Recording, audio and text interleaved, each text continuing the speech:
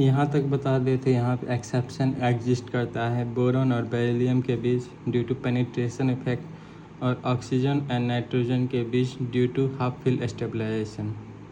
ठीक, अब यहाँ पे देख रहे हैं वेरिएशन इन अ ग्रुप।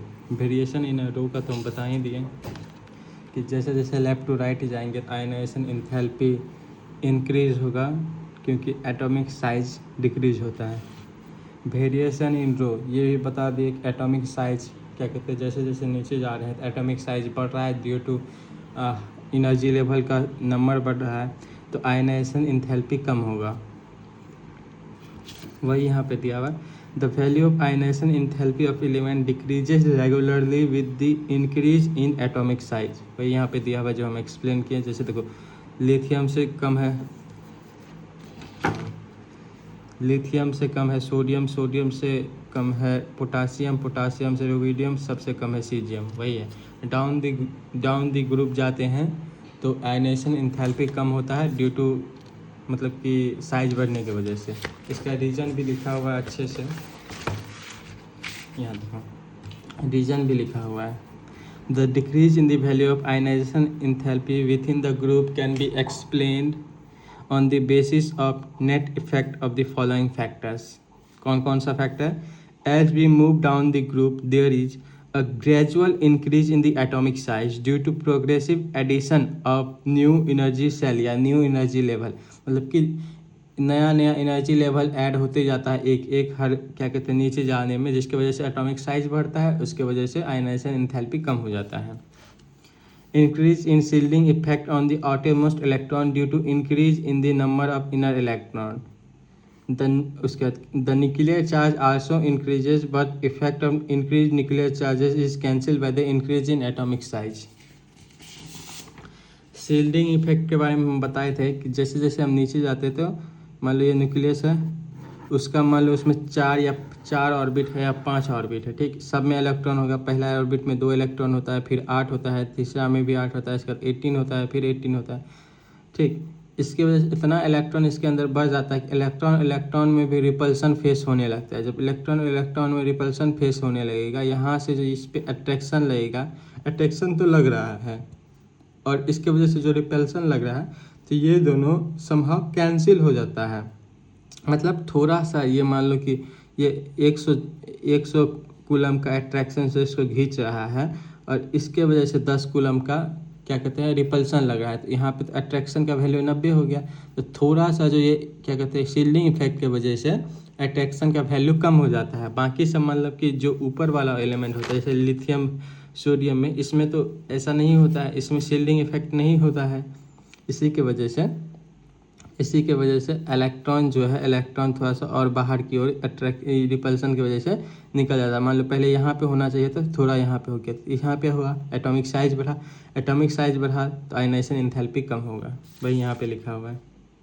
उसके बाद ये क्या है, nuclear charge also increase. Nuclear charge मान लो यहाँ नंबर ऑफ प्रोटॉन तो इंक्रीज हुआ ही हुआ, पर नंबर ऑफ प्रोटॉन के साथ एनर्जी लेवल भी इंक्रीज हुआ, जिसके वजह से जो मान लो कि ये वाला चीज़ में हम पढ़े थे कि इसमें सारा एनर्जी लेवल कांस्टेंट रहता है।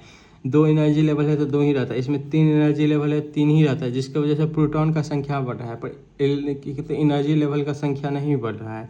उससे क्या होगा कि एटम जो है, एटम का इलेक्ट्रॉन अंदर की ओर श्रिंक होगा क्योंकि एनर्जी लेवल नहीं बढ़ा। पर इस डाउन तक जब ग्रुप जाते हैं तो एनर्जी लेवल बढ़ता है, प्रोटॉन तो बढ़ता है पर एनर्जी लेवल भी बढ़ता है, जिसके वजह से क्या होता है कि प्रोटॉन मान लो इसमें 19 प्रोटॉन हुआ पर इसमें एक और एनर्जी लेवल ऐड हुआ, तो वही जो है न्यूक्लियर चार्ज मतलब प्रोटॉन का जो चार्ज है बढ़ा, पर एनर्जी लेवल भी जो बढ़ा, उसके वजह से थोड़ा जो न्यूक्लियर चार्ज है कैंसिल आउट हो जाता है। देखो nuclear charge also increases but effect of increased nuclear charge is cancelled by the increase in the atomic size।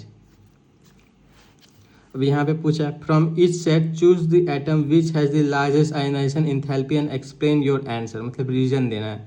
Fluorine, oxygen and nitrogen oxygen में एक्सेप्शन एग्जिस्ट करता है। जैसे यहाँ देखो ऑक्सीजन का कम होगा, नाइट्रोजन का ज़्यादा होगा। मतलब ऐसे तो हमको पता है कि ऐसे जाते हैं तो क्या होता है, ब्रोमीन बोले, boron, carbon, nitrogen, oxygen, fluorine, ये होता है रेडियाई का जैसे ऐसे जाते हैं तो डिक्रीज होता है। आयनाइजेशन इंथैल्पी इंक्रीज होना चाहिए, ठीक। ऐसे जाने पे वही हम इंक्रीज का साइन दिए, ये आयनाइजेशन इंथैल्पी का। हमको पता है कि यहाँ पे एक्सेप्शन एग्जिस्ट करता है, तो क्या हो जाएगा,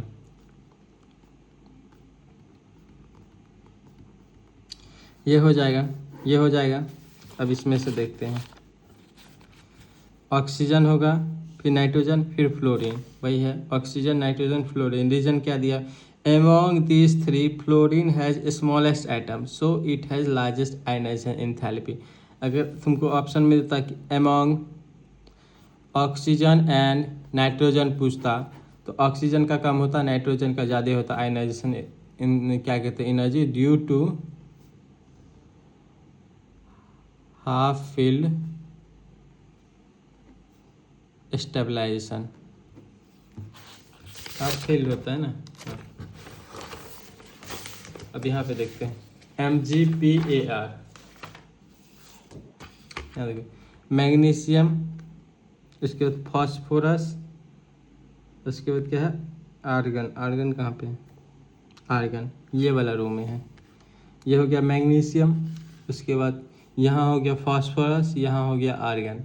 आर्गन हो गया मैग्नीशियम फास्फोरस आर्गन। आर्गन का तो आर्गन नोबल गैस है, नोबल गैस का तो पता ही होगा कि सबसे ज़्यादा जो आयनाइजेशन इंथैल्पी होता है वो नोबल गैस का होता है, क्योंकि वो अपना इलेक्ट्रॉन क्यों छोड़ना चाहेगा, वो तो ऑक्टेट कंप्लीट कर लिया हुआ। तो यहाँ पे argon gas is noble gas so it has largest ionization enthalpy. उसके बाद आर्गन का हो गया मैग्नीशियम और फास्फोरस में, मैग्नीशियम इस साइड है, इस साइड है मतलब इसका एटॉमिक साइज थोड़ा बड़ा होगा, तो आयनाइजेशन इंथैल्पी कम होगा। इधर जाते हैं तो आयनाइजेशन इंथैल्पी बढ़ता है, तो among magnesium and phosphorus, phosphorus का आयनाइजेशन इंथैल्पी ज़्यादा होगा, तो वही M से ज़्यादा हो गया फास्फोरस का, सबसे ज़्यादा आर्गन का। अब यहाँ पे दिया है बेरिलियम अल्मोनियम गैलियम। देखो बेरिलियम, बेरिलियम नहीं बोरॉन है, बोरॉन अल्मोनियम गैलियम। यहाँ पे बोरॉन एल्युमिनियम गैलियम, हमको पता है कि डाउन द ग्रुप जाते हैं तो एटॉमिक साइज बढ़ता है, एटॉमिक साइज बढ़ता है तो आयनाइजेशन एंथैल्पी कम होता है। As we move down side the size of atom increases the ionisation enthalpy decreases, so barium has the largest ionisation enthalpy due to the smaller size of the atom. सारा का reason दिया हुआ है, यहाँ देखो out of Na plus and Ne which has higher ionization enthalpy explain why. इसका reason हम समझाते हैं। Na प्लस, Na का कितना होता है 11, Na प्लस का क्या हो जाएगा 11, इसमें क्या होता है एटॉमिक नंबर, एटॉमिक नंबर, तो 11 इलेक्ट्रॉन है 11 प्रोटॉन है। Na प्लस में 11 प्रोटॉन रह गया, प्रोटॉन तो 11 रह गया, इलेक्ट्रॉन 10 हो गया, प्लस का मतलब हो गया एक इलेक्ट्रॉन चले गया। उसके बाद क्या है नियॉन, नियॉन में क्या होता है 10 प्रोटॉन 10 इलेक्ट्रॉन, यही होता है।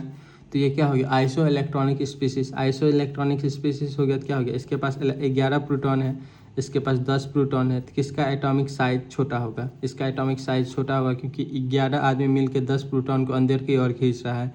तो Na plus has smaller atom.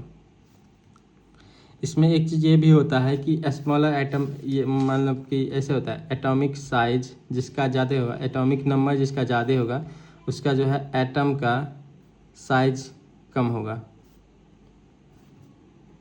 Atomic number ज़्यादा होगा। और आइसो इलेक्ट्रॉनिक स्पीसीज है तो एटॉमिक साइज, एटॉमिक नंबर ज़्यादा है तो नंबर ऑफ प्रोटॉन ज़्यादा होगा, तो इसकी वजह से एटॉमिक साइज छोटा होगा। यहाँ देखो Na plus has 11 proton in the nucleus and 10 electron, whereas Ne मतलब neon has 10 proton in the nucleus and 10 electron, both are iso electronics, therefore Na plus has higher ionization enthalpy. और ionization enthalpy पूछा हमको लगा atomic size के बारे में पूछा, because it has 11 proton apply nuclear force on the 10 electron. ठीक, यहाँ पे तो ये भी दिया हुआ, या तो तुम यहाँ से पता कर सकते एटॉमिक साइज पहले निकाल लो, एटॉमिक साइज किसका छोटा होगा, Na प्लस का एटॉमिक साइज छोटा होगा, एटॉमिक साइज छोटा होगा एज कम्पेयर टू नियॉन, तो एटॉमिक साइज छोटा होगा तो आयनाइजेशन एंथैल्पी ज़्यादा होगा, जिसका एटॉमिक साइज कम उसका आयनाइजेशन एंथैल्पी ज़्यादा, वो भी हो सकता है। उसके बाद क्या कहते हैं उस वे में जो वहाँ पे रीजन दिया है उस वे में हम बता देते हैं। जैसे Na प्लस है, Na प्लस में 11 प्रोटॉन मिल के 10 इलेक्ट्रॉन पर फोर्स लगा रहा है अट्रैक्शन वाला, और नियॉन में 10 प्रोटॉन मिलके 11 इलेक्ट्रॉन पर 10 इलेक्ट्रॉन पे फोर्स लगा है। इसके बारे में हम पढ़े भी हैं पिछला लेक्चर में कि ये जो 11 प्रोटॉन मिलके जो इलेक्ट्रॉन पे लगा रहा है सक्सेसिव वाला पढ़े थे, जिसमें हम पढ़े थे कि एक इलेक्ट्रॉन मान लो निकाल लिए हम 500 जूल में, तो दूसरा इलेक्ट्रॉन निकालने के लिए ये तो एक इलेक्ट्रॉन निकाले तो ये कौन सा 2-8 का कॉन्फ़िगरेशन में आ गया, ठीक। ये भी 2-8 का कॉन्फ़िगरेशन में आ गया है। पर इसमें जो है इसमें इसका 2-8 कॉन्फ़िगरेशन थोड़ा ज़्यादा पावरफुल होगा क्योंकि इस पे प्रोटॉन का संख्या ज़्यादा है। देखो 11 प्रोटॉन है, इस पर 10 ही प्रोटॉन है। 2-8 का तो कॉन्फ़िगरेशन है ही, वो तो हम मान लिए कि ये दोनों स्टेबल है। पर इसमें जो है सक्सेसिव वाला जो है सक्सेसिव चार्ज जो है वो भी ज़्यादा लगेगा। मान लो कि पहले जो था 11 प्रोटॉन मिलकर 11 इलेक्ट्रॉन को खींच रहा था, अब एक इलेक्ट्रॉन निकाल दिया तो 10 इलेक्ट्रॉन हुआ। मान लो इसमें 5000 जूल में इलेक्ट्रॉन निकाले तो इसमें 5200 जूल में इलेक्ट्रॉन को निकालेंगे, क्योंकि इसमें तो क्या कहते हैं दोनों में स्टेबलाइजेशन है ही है, पर इसमें नंबर ऑफ प्रोटॉन भी ज़्यादा है। थोड़ा सा प्रोटॉन का जो पावर है अंदर की ओर ज़्यादा होता है, जिसके वजह से एनर्जी थोड़ा ज़्यादा देना पड़ता है। इस वजह से भी Na+ का आयनाइजेशन एंथैल्पी ज़्यादा होता है एज कम्पेयर टू नियॉन। ये दूसरा रीजन हो गया। या तुम एटॉमिक साइज की वजह से भी निकाल सकते हो। अब है दूसरा topic, electron gain enthalpy. Electron gain enthalpy क्या होता है? जैसे हम इसमें पढ़े कि एनर्जी हम दिए, एनर्जी देने के बाद हमको इलेक्ट्रॉन बाहर निकला, ठीक। इलेक्ट्रॉन गेन एंथैल्पी जस्ट उसका अपोजिट होता है। हम किसी को इलेक्ट्रॉन दिए तो इलेक्ट्रॉन देने के बाद वो एनर्जी जो रिलीज किया उसी को बोलते हैं electron gain enthalpy. Electron gain enthalpy of an element may be defined as the enthalpy change take place when an isolated gaseous atoms of the element accept an electron to form a monovalent gaseous anion। जैसे ये मान लो कोई element है, वो एक electron लिया तो minus में चले गया। जैसे Cl था, वो एक इलेक्ट्रॉन लिया तो Cl माइनस में चले गया, प्लस वो कुछ एनर्जी रिलीज करेगा जिससे उसको डिनोट करते हैं EgH से। उसको करते थे आयनाइजेशन एंथैल्पी कैसे करते थे? ऐसे IH से, आयनाइजेशन एंथैल्पी एनर्जी, ठीक। इसको करते हैं EG, electron gain enthalpy. The large negative value of electron gain enthalpy reflect the greater tendency of an atom to accept the electron. Unit तो सेम ही होता है, ठीक। इसका मतलब क्या हुआ कि इसमें एक ही कन्फ्यूजन होता है कि इसमें निगेटिव वाला साइन होता है, जिसका सबसे ज़्यादा निगेटिव में रहेगा वैल्यू, सबसे ज़्यादा निगेटिव में वैल्यू रहेगा, उसका मतलब हो गया हो उतना ही ज़्यादा उसका इलेक्ट्रॉन गेन एंथैल्पी ज़्यादा है। ये इलेक्ट्रॉन गेन एंथैल्पी दो तरह से होता है। ऑब्जर्वेशन से मान लो कि जो कोई एटम मान लो कि विलिंग एटम को इलेक्ट्रॉन नहीं चाहिए, जैसे सोडियम है, सोडियम के पास 281 है, ये इलेक्ट्रॉन क्यों लेगा बाहर से? ये तो चाहे कोई मेरा इलेक्ट्रॉन ले ले, 2-8 हो जाए, हम Na+ का आयंस बना ले। ये तो चाहता है कि हम एक इलेक्ट्रॉन डोनेट करें, पर तुम इसको फोर्सफुली अगर एक इलेक्ट्रॉन तुम दोगी और 282 बनाना चाहोगे, इसमें क्या होगा? तुमको फोर्सफुली एनर्जी दे के और इलेक्ट्रॉन दोनों चीज़ तुम खुद दे के इसको 282 बनाओगे। वही यहाँ पे दिया हुआ है, उसमें एनर्जी ऑब्जर्व कराएगी, ऑब्जर्व हो जाएगा।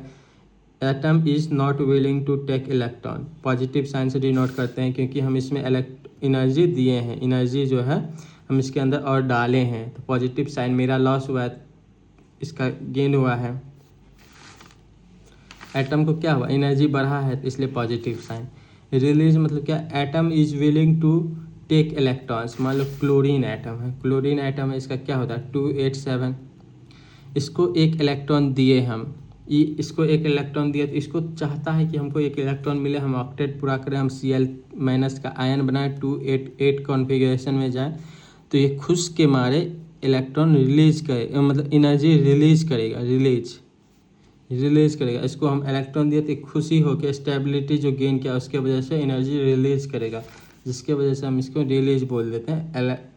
Atom is willing to take electron, इसको डिनोट किससे करते हैं? निगेटिव साइन से। एटम जो एनर्जी रिलीज किया तो एटम का लॉस हुआ, तो इसलिए निगेटिव साइन से डिनोट करते हैं। अब कुछ फैक्टर के बारे में पढ़ लेते हैं। Factor affecting electron gain enthalpy, जैसे हम पढ़े थे इलेक्ट्रॉन बोले आयनाइजेशन एंथैल्पी में, वैसे ही इसमें पढ़ लेते हैं। Nuclear charge, greater the magnitude of nuclear charge greater will be the attraction for the incoming electron, as a result larger will the negative value of the electron. Nuclear charge is directly proportional to electron gain enthalpy. हम बताते हैं, देखो मान लो कि पहले को period ले लेते हैं, इसको पीरियड बोलते हैं। इसका न्यूक्लियर, लिथियम का न्यूक्लियर चार्ज ज़्यादा होगा या फ्लोरीन का न्यूक्लियर चार्ज ज़्यादा होगा? हमको पता है, 50 बार समझा चुके हैं कि जैसे ही ऐसे इधर जाते हैं, लेफ़्ट टू राइट जाते हैं, तो न्यूक्लियर चार्ज बढ़ता है, जिसके वजह से एटॉमिक साइज कम होता है। और तुम ऐसे भी लिख सकते हैं, ऐसे गए लेफ़्ट टू राइट, तो न्यूक्लियर चार्ज बढ़ा, रेडियस कम हुआ या एटॉमिक साइज कम हुआ, और आयनाइजेशन एंथैल्पी बढ़ा। तो न्यूक्लियर चार्ज डायरेक्टली प्रोपोर्शनल है आयनाइजेशन एंथैल्पी के, वैसे ही न्यूक्लियर चार्ज डायरेक्टली प्रोपोर्शनल है इलेक्ट्रॉन गेन एंथैल्पी के। ठीक, इसका रीज़न हम समझाते हैं। पहले ये दूसरा भी देख लेते हैं reason. Larger the size of an atom is more will with the distance between the nucleus. The additional electron have a small and the additional electron and a smaller will have negative of electron gain enthalpy. इसका मतलब क्या बता रहा है वो भी समझाते हैं। पहला का समझाते हैं। मान लो जैसे हम लेफ़्ट टू राइट गए, न्यूक्लियर चार्ज बढ़ा, ठीक, न्यूक्लियर चार्ज बढ़ा।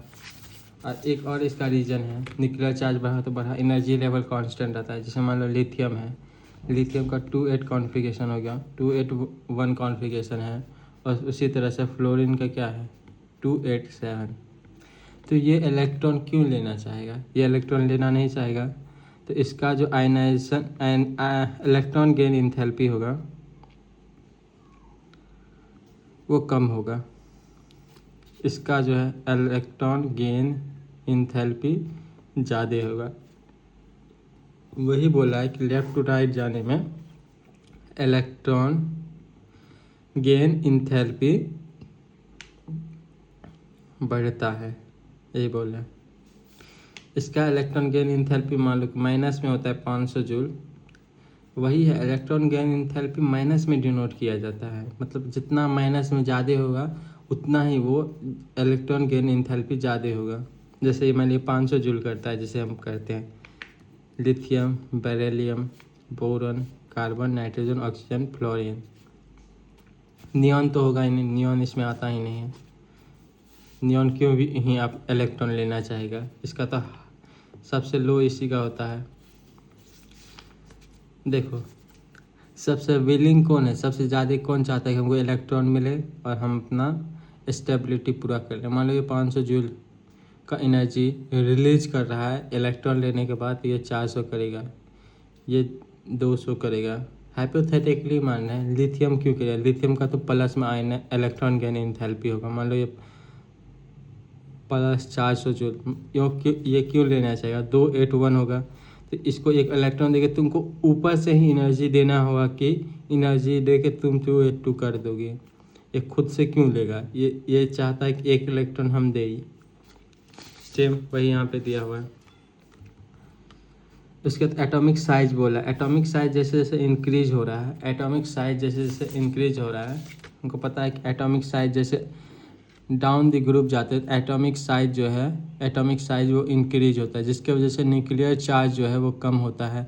न्यूक्लियर चार्ज कम हुआ तो न्यूक्लियर चार्ज कम होगा तो इलेक्ट्रॉन गेन एंथैल्पी कम होगा। इसका एक और रीजन बता देते हैं। जैसे मान लो कि ये तुम्हारा न्यूक्लियस है, पहले मान लो कि 2 ऑर्बिट था, तो ये जो न्यूक्लियस है बहुत अच्छे से अट्रैक्शन लगा रहा था इस पर, तो कोई इलेक्ट्रॉन को जो बाहर में इलेक्ट्रॉन है उसके ऊपर भी वो अट्रैक्शन लगा पाएगा आराम से, ठीक, तो उसको अट्रैक्ट कर लेगा। पर वही सेम केस मान लो कि कोई नीचे डाउन द ग्रुप जाते हैं तो उसमें 4 ऑर्बिट है, ये अपने इलेक्ट्रॉन पे ही अट्रैक्शन बहुत कम लगा रहा है, बहुत कम लगा रहा है। ऊपर से रिपल्सन लग रहा है, उसके वजह से स्क्रीनिंग इफेक्ट की वजह से कोई इलेक्ट्रॉन अगर बाहर है तो उसको अट्रैक्ट जो करेगा वो बहुत कम एनर्जी से करेगा, बहुत कम एनर्जी से करेगा। दैट्स वाई इसमें जो इलेक्ट्रॉन गेन इंथैल्पी होगा ज़्यादा होगा, क्योंकि ये ज़्यादा अट्रैक्ट कर रहा है। अट्रैक्शन के बाद जब ये इसका ऑक्टेट पूरा होगा तो बहुत ज़्यादा एनर्जी रिलीज करेगा। ये जो है बहुत कम एनर्जी रिलीज करेगा। जैसे ये मान लो कर दिया 490 जूल एनर्जी रिलीज, ये कितना करेगा 90 जूल मात्र। वही है, जैसे नीचे आते हैं डाउन द ग्रुप, तो आयनाइजेशन बोल इलेक्ट्रॉन गेन इंथैल्पी कम होते जाता है। उसके बाद क्या है, electronic configuration. Stable the electronic configuration of an atom, lesser will be tendency to accept the electron and larger will be the positive value of इस electron gain enthalpy. Positive value मतलब क्या हो गया कि इलेक्ट्रॉन गेन इंथैल्पी कम हो गया, जितना negative उतना अच्छा। जैसे मान लो यहाँ पे दिया भी हुआ है, मान लो ये नाइट्रोजन है, इसका जो इलेक्ट्रॉनिक कॉन्फ़िगरेशन होता है क्या होता है 1s2 2s2 2p3। इसमें p सब सेल जो है p सब सेल यहाँ सब छूट गया है, p sub shell is half fill, so it is stable, therefore nitrogen is not willing to accept the electron. मान लो नाइट्रोजन का जो सब सेल है वो तो हाफ फिल्ड है, 2p3 है, तो क्यों अपना इलेक्ट्रॉन लेना चाहेगा। ये तो स्टेबल है अभी, मान लो इसको तुम इलेक्ट्रॉन दे दी तो 2p4 हो जाएगा। ये तो इससे कम स्टेबल है, तो ये स्टेबिलिटी अपना क्यों छोड़ना चाहिए। इसलिए इसको इलेक्ट्रॉन देने के लिए तुमको ऊपर से एनर्जी, भी ऊपर से देना होगा, तो ये अब्जॉर्प्शन में आ जाएगा, अब्जॉर्प्शन में। और इसका जो प्लस में आएगा इलेक्ट्रॉन गेन इंथैल्पी। वैसे सेम वे नियॉन में मान लो ये नोबल गैस है, वो तो एक रीज़न हुआ। दूसरा रीज़न है कि इसका इलेक्ट्रॉनिक कॉन्फ़िगरेशन देखो 1s2 2s2 2p6, p sub shell है full fill, so it will not willing to accept electrons. क्यों ये इलेक्ट्रॉन एक्सेप्ट करेगा, क्योंकि ये तो स्टेबल है पहले से। सेम गोज विथ सोडियम में मान लो कि 281 है, वो क्यों अपना क्या कहते हैं स्टेबल नहीं है, न्यूट्रल है ना, कम से कम न्यूट्रल है। वो चाहेगा तो एक इलेक्ट्रॉन देगा तो वो स्टेबिलिटी गेन कर लेगा, पर उसको जो इलेक्ट्रॉन और तुम ऊपर से देना चाहोगे तो वो क्यों लेगा, उसको लेने का मन नहीं है। तुमको ऊपर से ही और एनर्जी दे के उसको फोर्सफुली इसके अंदर इलेक्ट्रॉन इम्बेड करना होगा, मतलब इसके अंदर इलेक्ट्रॉन डालना होगा। इलेक्ट्रॉन गेन इंथैल्पी का वेरिएशन देखते हैं, variation in a period. Electron gain enthalpy tends to become more negative as we move from left to right across a period, however some irregularities are observed। हमको पता है, हम यहाँ भी बताएं कि जैसे हम लेफ्ट टू राइट जाएंगे तो इलेक्ट्रॉन गेन इंथैल्पी इंक्रीज होगा, ठीक, वही है। Tends to become more negative मतलब क्या हुआ, इधर मान लो कि प्लस 400 जूल था, फिर गए तो 300 जूल हुआ, फिर 100 जूल हुआ, लास्ट में 450 जूल हुआ, उससे लास्ट में 500 जूल हुआ। तो मोर नेगेटिव मतलब कि इलेक्ट्रॉन गेन इंथैल्पी क्या कहते हैं इंक्रीज हो रहा है। नेगेटिव से ही डिनोट किया जाता है इलेक्ट्रॉन गेन इंथैल्पी को, इसलिए मोर नेगेटिव हुआ तो इलेक्ट्रॉन गेन इंथैल्पी इंक्रीज हो रहा है। नेगेटिव साइन डिनोट क्या करता है कि एनर्जी जो है रिलीज हुआ है। पॉजिटिव क्या डिनोट करता है, ऑब्जर्व हुआ है, मतलब ऑब्जर्व हुआ, एटम में ऑब्जर्व हुआ है, ये रिलीज हुआ है। उसके बाद कुछ एक्सेप्शन है इसमें, इधर से जैसे जाते हैं पीरियड में, जैसे ही जाते हैं लेफ्ट टू राइट, उसमें एक्सेप्शन जैसे ग्रुप 2 एलिमेंट्स का फुलफिल एलिमेंट्स है तो उसका जो आयनाइजेशन इंथैल्पी ग्रुप 2 एलिमेंट्स इसका जो है हाई होगा आयनाइजेशन इलेक्ट्रॉन गेन इंथैल्पी। फिर group 15 elements have half fill and p sub shell, मतलब कि ये वाला नाइट्रोजन वाला फैमिली, इसका जो सब सेल होता है 2p3 होता है, इसका भी इलेक्ट्रॉन गेन इंथैल्पी कम होगा, मतलब कि मोड पॉजिटिव की तरह होगा कम होने का मतलब। 18 एलिमेंट हैव ऑल सब सेल फिल, वो तो पता ही है ग्रुप 18 क्या होता है, नियॉन क्या कहते हैं नोबल गैस होता है, तो वो क्यों अपना इलेक्ट्रॉन लेना चाहेगा, उसके पास तो पहले से स्टेबिलिटी है। This electronic configuration are relatively stable, hence this element have positive और very low negative electron gain enthalpy. जैसे देखो यहाँ पे सारा कुछ बना है। देखो इधर से इधर जाते हैं, लेफ्ट टू राइट जाते हैं, इलेक्ट्रॉन एफिनिटी इंक्रीज होता है, उसी को बोलते हैं इलेक्ट्रॉन गेन इंथैल्पी या इलेक्ट्रॉन एफिनिटी। वैसे ही यहाँ पे देखो ऐसे इंक्रीज हो रहा है, ऐसे रहती है, मतलब कि नीचे से ऊपर की ओर इंक्रीज हो रहा है। इसका मतलब क्या है, ऊपर से नीचे की ओर डिक्रीज हो रहा है। मान लो इसका जो इलेक्ट्रॉन गेन इंथैल्पी होगा कितना में होगा, +500। जैसे जैसे मतलब कि हाइड्रोजन का होगा माइनस में डिक्रीज हो रहा है, मान लो -500, हाइपोथेटिकली माने नीचे गए तो फिर 450 हुआ, फिर 300 -300 जूल हुआ। ऐसे जब तक नीचे जाएंगे तो प्लस में आ जाएगा 400 जूल, या हाइपोथेटिकली कुछ भी आ सकता है, 450 490 कुछ भी आ सकता है। जैसे जैसे डाउन द ग्रुप जाते हैं इलेक्ट्रॉन गेन इंथैल्पी कम होते जाता है। वेरिएशन डाउन द ग्रुप और वेरिएशन डाउन अ ग्रुप, यहाँ पे क्या था हाँ वो तो डायग्राम था, हम डायग्राम से समझा रहे थे। देखो यहाँ वेरिएशन डाउन द ग्रुप जाते हैं, यहाँ पे एक्चुअल वैल्यू लिखा हुआ है। देखो हाइड्रोजन का देखो निगेटिव में है, उसके बाद इसका देखो निगेटिव में, इसका निगेटिव में, इसका निगेटिव में, इसका निगेटिव, इसका निगेटिव। जैसे ही हम नीचे जा रहे हैं निगेटिव वाला वैल्यू कम होते जा रहा है। इसका मतलब क्या है कि इलेक्ट्रॉन, ये हाइड्रोजन को छोड़ दो, क्योंकि हाइड्रोजन और हीलियम वाला में बहुत ज़्यादा एक्सेप्शन एग्जिस्ट करता है। नीचे देखो 2 नंबर से देखो यहाँ -60 था, उसके नीचे का -53, -48, -47, -46। उसके बाद इसके नीचे वाला होगा -10 होगा, समथिंग लाइक दैट। तो देखो यहाँ पे वैल्यू कम हो रहा है, नेगेटिव वैल्यू कम हो रहा है। उसके बाद -10 के बाद +10 आएगा, फिर +20 आएगा, ऐसे समझो। जैसे जैसे डाउन द ग्रुप गए तो इलेक्ट्रॉन गेन इंथैल्पी कम हो गया। इसमें देखो प्लस में है, बेरिलियम ही प्लस में है। ये जो है ये लेना ही नहीं चाहेगा, मतलब कि ये क्यों लेगा, ये वाला जो है बेरिलियम वाला वो क्यों लेना चाहेगा, इसके पास तो 2p3 है, मतलब कि इसका स्टेबल कॉन्फिगर सब सेल है, तो वो क्यों लेना चाहेगा। 2p3 नहीं है, 1s2 2s2 है, मतलब कि ये हाफ फुल फिल कॉन्फ़िगरेशन में पहले से है। ये वाला जो क्या कहते हैं ग्रुप है वो क्यों लेना चाहेगा। एक्सेप्शन एग्जिस्ट करता है यहाँ पे, इसमें भी एक्सेप्शन एग्जिस्ट करता है। कहाँ पे, उसमें बताए थे क्या, नाइट्रोजन ऑक्सीजन और बोरोन बेरिलियम में, जिसमें एक्सेप्शन एग्जिस्ट करता है ऑक्सीजन एंड सल्फर में, फ्लोरीन एंड क्लोरीन में। इसमें तो तुमको पता ही है कि देखो ये इसमें जीनॉन देखो निगेटिव में है, तो ये सब कुछ एक्सेप्शन तो होता है। Chemistry is full of exception. जैसे यहाँ पे देखो हमको पता है कि डाउन दी ग्रुप जैसे ही जाते हैं तो कम होता है। यहाँ देखो -141 है, फिर -200 कैसे हो गया, फिर यहाँ से तक ये तो कम ही हो रहा है, 195 190 174, ऐसे 325 295 270।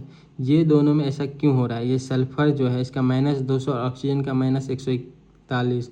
वैसे ही फ्लोरीन में 328 और क्या कहते हैं क्लोरीन में 349। ऐसा क्यों, यहाँ पे एक्सेप्शन ये दोनों में एग्जिस्ट करता है। और क्वेश्चन कभी कभी आता भी है, यहाँ पे लिखा हुआ है डिटेल में। On moving down a group atomic size as well as nuclear charge increases. Atomic size बढ़ा, न्यूक्लियर चार्ज बढ़ा, but the effect of increase in atomic size is much more profound than that of nuclear charge. Thus, the additional electrons feel less attraction. Consequently, electron gain enthalpy become less negative on going down the graph. Less negative मतलब decrease हो गया। ये वाला चीज़ कितना बार हम लिखा हुआ है कि मान लो हम डाउन द ग्रुप जाते हैं तो nuclear charge number of proton तो बढ़ता है, पर उस एनर्जी लेवल भी बढ़ता है। प्रोटॉन मान लो 50, यहाँ पे 10 था, यहाँ पे 50 हुआ, पर यहाँ पे एनर्जी लेवल 2 था, यहाँ पे एनर्जी लेवल 4 हो गया। मतलब कि डिस्टेंस जो है, यहाँ 50 प्रोटॉन तो है पर डिस्टेंस बहुत ज़्यादा हो गया, जिसके वजह से इसका जो न्यूक्लियर चार्ज है ज़्यादा होता है एज कम्पेयर टू दिस। मतलब न्यूक्लियर चार्ज तो बढ़ा, बट एटॉमिक साइज बढ़ने के वजह से इफेक्टिव न्यूक्लियर चार्ज जो यहाँ पे मान लो बाहर कुछ है, बाहर मान लो कोई इलेक्ट्रॉन है, यहाँ बाहर कोई इलेक्ट्रॉन है, ये ज़्यादा अट्रैक्शन से प्रोटॉन अपनी ओर खींच पाएगा एज कम्पेयर टू ये वाला। ये इसके पास तो प्रोटॉन का मतलब कि न्यूक्लियर चार्ज ज़्यादा है पर डिस्टेंस ज़्यादा है। उसके बाद यहाँ पे स्क्रीनिंग इफेक्ट लगेगा, इलेक्ट्रॉन इलेक्ट्रॉन रिपल्सन होगा और साइज बढ़ जाएगा। तो ये वाला जो डिस्टेंस है, जो एटम के बाहर वाला डिस्टेंस है, वो बहुत ज़्यादा हो जाता है, जिसके वजह से क्या कहते हैं, प्रोटॉन का न्यूक्लियर चार्ज बढ़ने का जो है फ़ायदा वो मिल नहीं पाता है। वही यहाँ पे दिया हुआ है। ये दोनों का एक्सप्लेन कर देते हैं, एक्सेप्शन। इसके बाद यहाँ पे देखो, सक्सेसिव इलेक्ट्रॉन गेन इंथैल्पी, ये उसमें भी बताए थे कि successive ionization enthalpy, the value of second electron gain enthalpy is always positive. समझाते हैं क्या है। मतलब तुम्हारे पास फ्लोरीन एटम है, ठीक, फ्लोरीन एटम का क्या होता है 2,7, क्लोरीन एटम 2,8,7, ठीक। इसका इलेक्ट्रॉन गेन इंथैल्पी लिख लेते हैं पीछे से देख के। मान लो फ्लोरीन का है 328, 349, 328, 349, ये तुम्हारा है इलेक्ट्रॉन गेन इंथैल्पी, ठीक। ये तुम्हारा दोनों का इलेक्ट्रॉन गेन इंथैल्पी है। मान लो फ्लोरीन में तुम एक इलेक्ट्रॉन दे दी, तुमको इतना एनर्जी मिलेगा। तुम हम एक इलेक्ट्रॉन दे दी, F माइनस बना दिए 288, तो तुमको एनर्जी इतना रिलीज हुआ, तुम ले ली। अगर फिर चाहे कि दूसरा वाला अगर इलेक्ट्रॉन इसमें डालने के लिए, तो इसमें जाएगा? कभी नहीं जाएगा, क्योंकि ये तो स्टेबल हो गया है, ये स्टेबल हो गया। दूसरा वाला अगर तुमको इसको बनाना हुआ 28,8,1, तो तुमको ऊपर से ही, ये तो एनर्जी रिलीज हुआ इसलिए नेगेटिव में है, पर दूसरा इलेक्ट्रॉन डालने के लिए तुमको एनर्जी देना होगा प्लस में। मान लो 4,000 या 4,000 मान लो, या 2,000 मान लो, या 500, जो मानना है मानो, किलो जूल एनर्जी ऊपर से देना होगा, ठीक। सेम गुज विथ क्लोरीन, क्लोरीन को एक दे दिए हम इलेक्ट्रॉन, 288 हो गया, तो ये तो स्टेबल हो गया, इतना एनर्जी रिलीज कर दिया 349 किलो जूल। तो 349 किलो जूल एनर्जी रिलीज कर दिया। अब क्या इसमें चाहते हैं कि एक और इलेक्ट्रॉन डालें। सक्सेसिव मतलब क्या हुआ, एक के डालने के बाद दूसरा अगला डालेंगे, तो 828,8 ये बनाने के लिए तुमको दूसरा जो इलेक्ट्रॉन डालने के लिए एनर्जी तुमको अब्जॉर्ब कराना होगा एटम में। तो ये अब्जॉर्प्शन एनर्जी हो जाए कितना, मान लो कि 5,000 जूल तुमको ऊपर एडिशनली देना होगा दूसरा एटम को, दूसरा इलेक्ट्रॉन को डालने के लिए। फिर सेम गोज विथ ऑक्सीजन, मान लो ऑक्सीजन है, इसका एटॉमिक नंबर 8 होता है, 2,6। सल्फर है 2,8,6, 16 होता है। मान लो इसको एक इलेक्ट्रॉन डालें, 2,7 हो गया, इसमें भी एक इलेक्ट्रॉन दिए, 2,8,7 हो गया। मान लो ये एनर्जी कुछ रिलीज किया, एनर्जी रिलीज किया। अब एनर्जी रिलीज किया, अब दूसरा इलेक्ट्रॉन डालना चाहते हैं, तुमको क्या लगता होगा कि यहाँ पे 7 है, तो दूसरा भी इलेक्ट्रॉन ले लेगा, दूसरा इलेक्ट्रॉन भी ले लेगा, कि ये तो स्टेबिलिटी गेन करना चाहता है। हाँ, ये तो एक पहले रीज़न है कि इसमें 2 इलेक्ट्रॉन जा सकता है, पर ऐसा होता नहीं है। ऐसा क्यों नहीं होता है?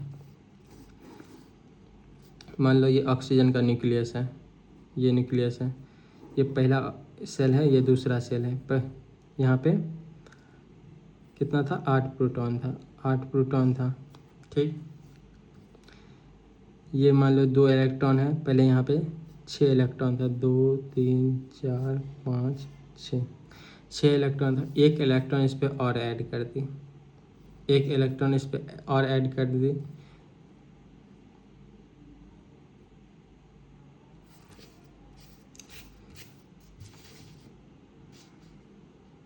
ठीक। एक इलेक्ट्रॉन ऐड करने के वजह से इसमें जो है देखो, यहाँ 8 प्रोटॉन 9 इलेक्ट्रॉन हो गया, 9 इलेक्ट्रॉन हो गया। तो ये जो है, ये पहले से ही इसके पास एक एक्स्ट्रा इलेक्ट्रॉन आ चुका है। अब अगर इसमें और एक एक्स्ट्रा इलेक्ट्रॉन डालना चाहेगी, तो ये न्यूक्लियस, ये जो न्यूक्लियस है, इसको अट्रैक्ट ही नहीं कर पाएगा, क्योंकि पहले 8 प्रोटॉन मिलके 8 इलेक्ट्रॉन को अपनी ओर रखता था, ठीक। एक इलेक्ट्रॉन मान लो को अट्रैक्ट कर लिया, जब अट्रैक्ट कर लिया तो ये एटम पे जो है निगेटिव चार्ज आ गया, जैसे ओ है वो निगेटिव चार्ज में आ गया, ये तो निगेटिव चार्ज में आ गया, और इलेक्ट्रॉन भी निगेटिव चार्ज होता है, तो इसको ये क्यों अट्रैक्ट करेगा? अटैक करेगा? नहीं करेगा। जिसके वजह से एक जो पहला इलेक्ट्रॉन होता है, इलेक्ट्रॉन गेन इंथैल्पी में फर्स्ट इलेक्ट्रॉन जो है, एक ही इलेक्ट्रॉन को भी एटम लेता है, उसमें एनर्जी रिलीज करता है। अगर उसके अलावा कोई दूसरा इलेक्ट्रॉन उसमें डालना चाहेगी, तुमको ऊपर से ही एनर्जी देना होगा। तब वो कौन सा एनर्जी होगा? अब्जॉर्प्शन एनर्जी, जो प्लस में होता है। पॉजिटिव एनर्जी तुमको देना होगा एडिशनली। मान लो तुम इलेक्ट्रॉन, मान लो कि ऑक्सीजन था, ऑक्सीजन एटम था, उसको पहला इलेक्ट्रॉन दी, तो वो इलेक्ट्रॉन लिया, एनर्जी रिलीज कर दिया। उसके बाद वो क्या बन गया? O- बन गया, O- बन गया। फिर ये तो निगेटिव चार्ज पहले से इसके ऊपर है, और इलेक्ट्रॉन को वो अट्रैक्ट क्यों करेगा? वो दोनों तो रिपेल करेगा, आपस में रिपेल करेगा। तो अगर ये भी इलेक्ट्रॉन तुम चाहती है इसमें, इसके अंदर डालने के लिए, तुमको एनर्जी भी बाहर से ही तुमको उसके अंदर देना होगा। वही इसमें लिखा हुआ है कि the value of second electron, the value of second electron gain enthalpy is always positive. एक ही इलेक्ट्रॉन वो अपना विलिंग से ले पाएगा। जैसे ऑक्सीजन एक इलेक्ट्रॉन लिया तो ओ निगेटिव हो गया, तो वो देखो एनर्जी रिलीज किया -141 जूल। ये ओ निगेटिव है, इलेक्ट्रॉन भी निगेटिव है। अब तो इसका जो पहले जो क्या कहते हैं, वो अट्रैक्ट करना चाहता था, वो तो अट्रैक्शन खत्म हो गया, क्योंकि ये निगेटिव चार्ज इस पर आ गया है, इलेक्ट्रॉन भी निगेटिव चार्ज है, तो इसके बीच में रिपल्सन आ गया है। अगर मान लो हमको एक ये भी इलेक्ट्रॉन इसके अंदर डालना है, तो हमको ऊपर से एडिशनल जो है चार्ज ये अपना पैकेट से, मतलब अपना जेब से इसको डालना होगा 780 जूल, किलो जूल, जिसकी वजह से O2 होगा, O2 होगा। ठीक, same goes with sulphur. Sulphur पहले था 286, इसको एक इलेक्ट्रॉन दे देते, S- हो गया 287। ये तो सल्फर पे भी निगेटिव चार्ज आ गया, इलेक्ट्रॉन भी निगेटिव चार्ज होता है, तो ये दोनों अट्रैक्शन नहीं, रिपल्सन शो करेगा, रिपल्सन शो करेगा। हम चाहते हैं कि इस इलेक्ट्रॉन को इसमें डालना, तो हमको अपने जेब से मान लो कि 800 जूल या 900 जूल जो होता होगा किलो जूल एनर्जी देना होगा, तब इलेक्ट्रॉन का अंदर। उसी का मतलब हो गया सक्सेसिव इलेक्ट्रॉन गेन इंथैल्पी।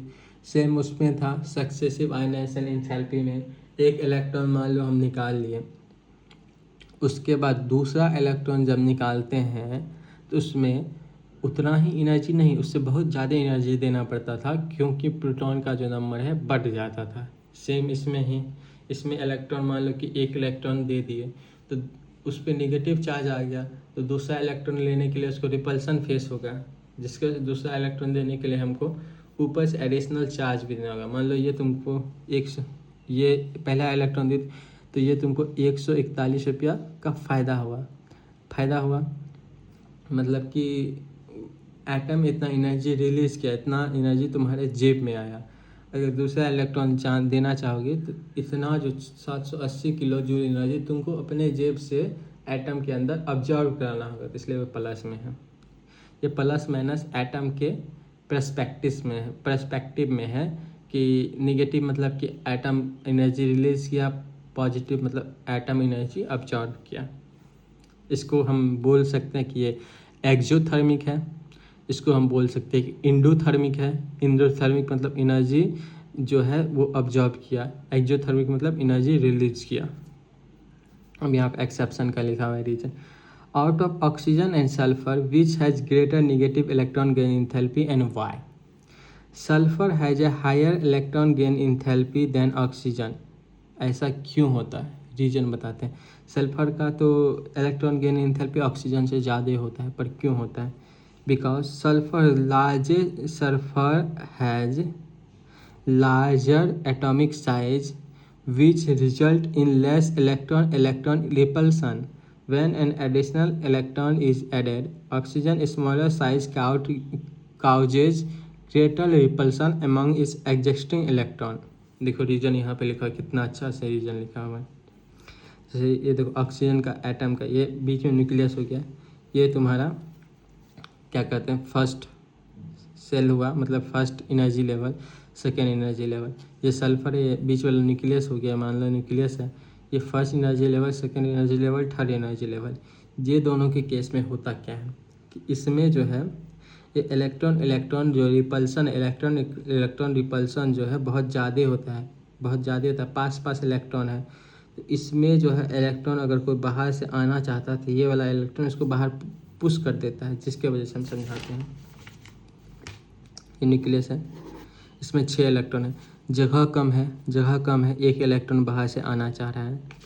तो ये वाला जो इलेक्ट्रॉन है 2 इलेक्ट्रॉन और इसका 6 इलेक्ट्रॉन, मान लो छोटा जगह है तो छोटा पास इलेक्ट्रॉन है, पास इलेक्ट्रॉन, जिसके वजह से ये इलेक्ट्रॉन बाहर का इलेक्ट्रॉन को आने नहीं देना चाह रहा है, मतलब कि थोड़ा सा वो रिपल्सन फेस कर रहा है। मान लो ये अट्रैक्ट कर रहा है, छोटा साइज है, अट्रैक्शन मान लो 500 जूल है, ठीक, और 100 जूल का ये रिपल्सन भी फेस कर रहा है, ये छोटा मतलब कि पास जो इलेक्ट्रॉन है इसके वजह से। तो इफेक्टिव क्या हो गया तुम्हारे पास, 400 जूल का ही अट्रैक्शन ये क्या कहते हैं अट्रैक्ट कर पा रहा है। सेम सल्फर में ये साइज बड़ा है, बड़ा ऑर्बिट है तो दूर होगा इलेक्ट्रॉन, बाहर वाला ऑर्बिट का दूर 6 गो इलेक्ट्रॉन है।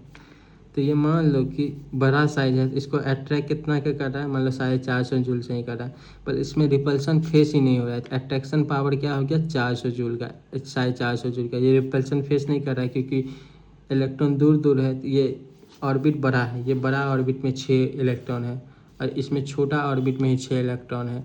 इसमें घुसना, बीच में घुसना थोड़ा मुश्किल होता है, इसमें तो घुस जाएगा आराम से। इसी वजह से इसका जो है ये सल्फर जो है बहुत ज़्यादा विलिंग है, मतलब कि इसके अंदर बहुत ज़्यादा विलिंगनेस है कि ये इलेक्ट्रॉन ले। इसमें तो रिपल्सन फेस मिल रहा है, वही यहाँ पे लिखा हुआ है oxygen because of sulphur has larger atomic size which result in less electron repulsion. इसमें इलेक्ट्रॉन रिपल्सन कम हो रहा है क्योंकि ये ऑर्बिट बहुत बड़ा है, उसके चारों बगल में 6 ऑर्बिट है, ये तो मान लो कहीं यहाँ पे घुस जाएगा।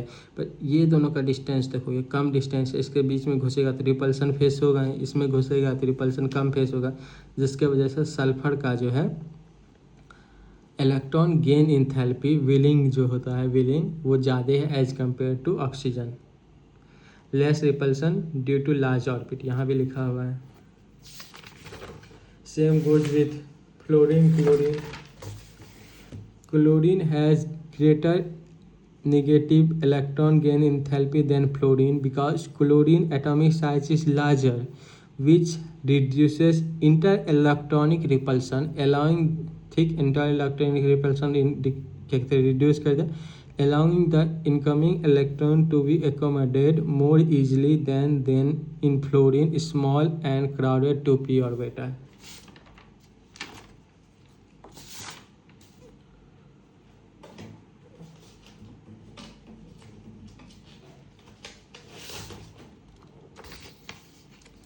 जैसे फ्लोरीन है, ये न्यूक्लियस हो गया, मान लो ये पहला ऑर्बिट हो गया, ये दूसरा ऑर्बिट हो गया, ये क्लोरीन का न्यूक्लियस हो गया, ये पहला ऑर्बिट है, ये दूसरा ऑर्बिट है, ये तीसरा ऑर्बिट है। देखो पहला में तो 2 इलेक्ट्रॉन है, दूसरा में 7 इलेक्ट्रॉन है, ओ सॉरी ये तो न्यूक्लियस था ना, इसमें मान लो 2 इलेक्ट्रॉन है, इसमें 7 इलेक्ट्रॉन है, इसमें 2 इलेक्ट्रॉन है, इसमें 8 इलेक्ट्रॉन है, मान लो 8 है, इसमें 2 है, इसमें 7 है, इसमें 2 है, इसमें 7 है। देखो इस ये जो है ये वाला इसका साइज ऑर्बिट का साइज छोटा है, ऑर्बिट का साइज छोटा है तो ये कोई इलेक्ट्रॉन जब बाहर से आना चाहेगा तो साइज छोटा है, जिसकी वजह से मान लो पास इलेक्ट्रॉन है तो इसको जो है ये वाला बाहर वाला इलेक्ट्रॉन को रिपेल करेगा बहुत ज़्यादा से। ये वाला में इलेक्ट्रॉन दूर होगा, 7 ही इलेक्ट्रॉन है तो दूर होगा। देखो कोई इलेक्ट्रॉन बाहर से आना चाह रहा है तो ये बीच में एडजस्ट कर पाएगा, एडजस्ट कर लिया। इसी की वजह से क्लोरीन का जो है इलेक्ट्रॉन गेन इंथैल्पी ज़्यादा होता है as compare to fluorine. Electron gain enthalpy होता क्या है कि कोई भी एटम कितना ईजिली इलेक्ट्रॉन को एक्सेप्ट कर ले, ये ईजिली एक्सेप्ट नहीं कर पाएगा, इसलिए इसका इलेक्ट्रॉन गेन इंथैल्पी थोड़ा कम होता है। मान लो इसका 300 जूल है हाइपोथेटिकली, वहाँ तो एक्चुअल वैल्यू दिया हुआ है, इसको याद नहीं करना है, बस समझाने के लिए वो है। इसका शायद 300 जूल होगा। ये क्या कहते हैं मोर विलिंग है कि मोर ईजिली ये इलेक्ट्रॉन को एक्सेप्ट कर लेगा अपने अंदर। ये दोनों में एक्सेप्शन एग्जिस्ट करता है, वही वहाँ पे लिखा हुआ है। ये क्वेश्चन करते हैं consider the electronic configuration of the elements X Y and Z and answer. X electronic configuration ये है, वाई का ये है, जेड का ये है। Which element has higher negative electron gain enthalpy, ठीक है। एक्स का क्या configuration 1s2 2s2 2px1 2py1। इसका मतलब यही होता है कि इसका p ऑर्बिटल 3 पार्ट में डिवाइड रहता है, p x, p y, p y, p z. तो जिसमें P3 आता है ना या P6 आता है तो ऐसे होता है, P3 हो गया 2PX1, 2PY1, मतलब PY1, PZ1। जैसे P6 हो गया PX2, PY2, PZ2, वही है। तो इसको 1s2, 2s2, P में कितना है 2 है, 2P2 लिख दिए। तो ये कौन सा एटम हो जाए, 2 2 4 2 6, 6 नंबर, 6 प्रोटॉन वाला या 6 इलेक्ट्रॉन वाला कौन सा एटम है, कार्बन। वाई में सेम किए तो 8 आया, 8 किसका होता है एटॉमिक नंबर, ऑक्सीजन का। जेड किए इसका कितना आ गया, नाइट्रोजन आ गया, 2 2 4 7 नाइट्रोजन का होता है। इसमें पूछ रहा है कि which has the highest electronic gain enthalpy. देखते हैं कार्बन, क्वेश्चन जितना करेंगे उतना समझ में आएगा। ऑक्सीजन, नाइट्रोजन, ठीक। इसमें जो है हमको पता है कि जैसे ही लेफ्ट टू राइट जाते हैं, इसको पहले अरेंज कर लेते हैं, कार्बन, नाइट्रोजन, ऑक्सीजन, ऐसे लेफ्ट टू राइट के बेसिस में। जैसे हम लेफ्ट टू राइट जाते हैं तो इलेक्ट्रॉन गेन इंथैल्पी जो है, इलेक्ट्रॉन गेन इंथैल्पी क्या होता है, बढ़ता है, इंक्रीज होता है। सबसे ज़्यादा किसका हो जाएगा, इसका, ऑक्सीजन का। आंसर लिख दिया वाई, लिख दिया आंसर वाई। अब इससे पूछ रहा है दूसरा क्वेश्चन क्या कह रहा है, which has lowest electron gain enthalpy.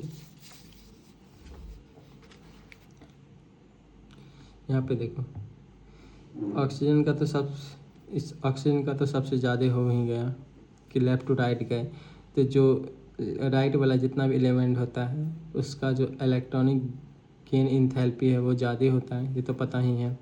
अब ये दोनों में से सबसे कम किसका है, हमको पता है कार्बन, मतलब लेफ़्ट टू राइट जा रहे हैं तो कार्बन का कम होना चाहिए, उससे ज़्यादा नाइट्रोजन, उससे ज़्यादा oxygen.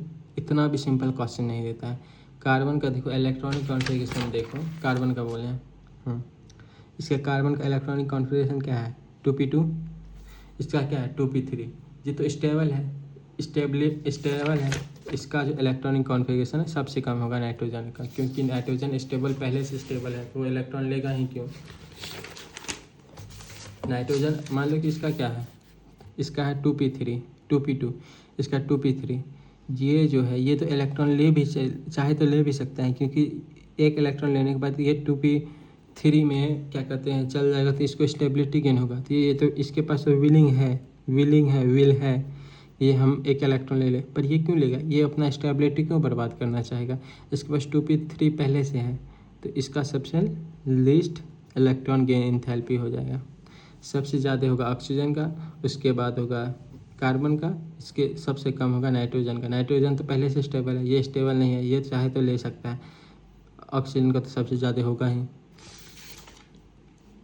In each of the following set arrange the element in the increasing order of their negative electron gain enthalpy, मतलब कि इंक्रीजिंग ऑर्डर में लिखा है।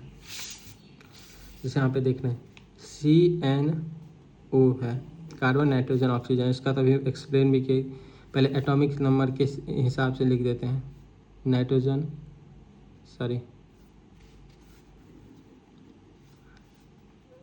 कार्बन, ये तो पहले से ही एटॉमिक साइज में है ही, एटॉमिक नंबर के अकॉर्डिंग है ही। तो ऐसे जब जाते हैं लेफ़्ट टू राइट, तो जो सबसे मतलब राइटिस होता है, इसका राइट वाला का सबसे ज़्यादा इलेक्ट्रॉन गेन एंथैल्पी होगा, ऑक्सीजन का सबसे ज़्यादा होगा।